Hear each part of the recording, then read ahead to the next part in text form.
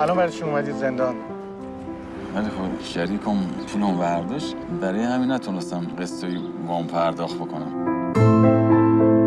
مامان دایی اومده. چرا لاغر شدی ده؟ والا من هر دفعه هم دهنم فکر نمی‌کردم اینقدر بی‌طاقتت بشم. دلم برات تنگ شده. بفرم. باش ایانا کس نمیاد اینجا یه کیف گم کرده باشه. نه چطور؟ ما یه مقدار طلا پیدا کردیم.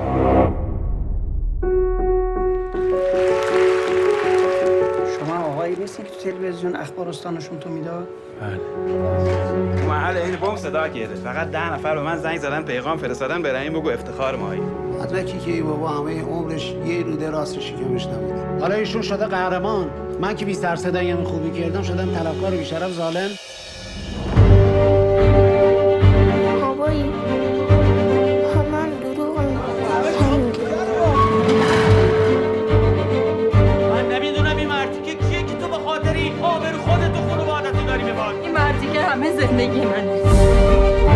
بابا من یه کار نکرده باشی آبرو خود تو خانواده رو ببری دیگه نتونی توی شهر سر بلند کنی. چه کار کردی؟